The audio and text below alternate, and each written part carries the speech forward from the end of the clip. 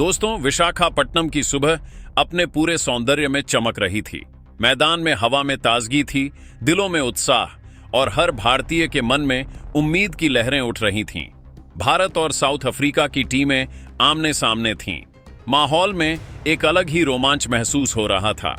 आप सुन रहे हैं इंडियन क्रिकेटर 365 और आज हम आपको लेकर चलेंगे उस मुकाबले में जिसने हर भारतीय के दिल में गर्व भर दिया। साउथ अफ्रीका ने टॉस जीतकर गेंदबाजी चुनी। हवा में हल्की नमी थी और उनकी गेंदबाजों की सोच साफ थी।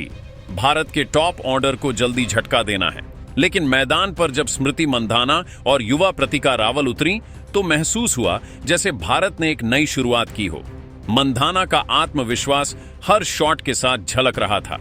बल्ले से निकलती हर गेंद मानो कोई कहानी कह रही थी। प्रतिका ने संयम के साथ खेल को आगे बढ़ाया और दोनों ने शुरुआती 10 ओवरों में भारत को मजबूत नींव दी। पहले 10 ओवरों में भारत का स्कोर बिना किसी नुकसान के 55 रन।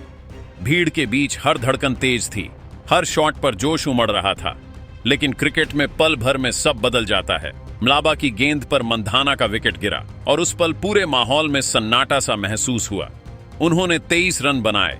उसके बाद हरलीन देओल आईं, मगर उनका विकेट भी ज्यादा देर नहीं टिका।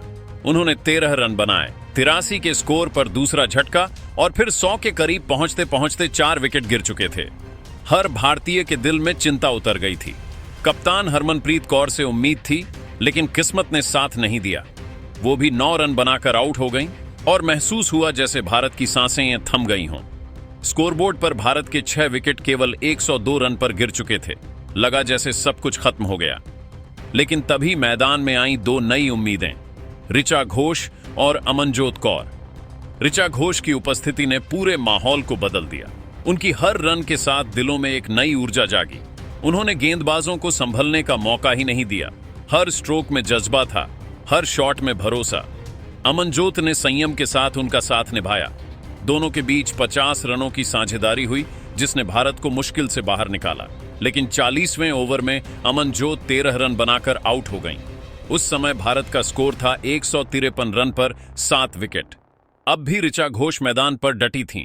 उनके साथ आईं स्नेह राणा। दोनों के बीच एक शानदार तालमेल दिखा। ऋचा ने 13 चौके लगाकर 50 रन पूरे किए। उनका बल्ला आग उगल रहा था। स्नेह राणा ने भी लगातार 2 चौके झड़कर भारत को 200 के पार पहुंचा दिया। 44वें ओवर में ऋचा ने 3 शानदार चौके लगाए और उस ओवर से 19 रन आए। अब पूरा मैदान जोश से भर चुका था। ऋचा घोष 70 से ऊपर पहुंच चुकी थीं और स्नेह राणा ने 24 गेंदों में 33 रन बनाए। दोनों के बीच 88 रनों की साझेदारी हुई, जिसने भारत को मजबूत स्थिति में पहुंचा दिया। आखिरी ओवर में भारत का स्कोर था 241 पर 8 विकेट। गेंदबाज डी क्लर्क थी। पहली गेंद पर 1 रन और फिर अगली 2 गेंदों पर लगातार 2 चौके। ऋचा घोष का आत्मविश्वास आसमान छू रहा था। लेकिन चौथी गेंद पर किस्मत ने साथ नहीं दिया। गेंद बल्ले के निचले हिस्से से लगी और ट्रायन ने शानदार कैच पकड़ लिया।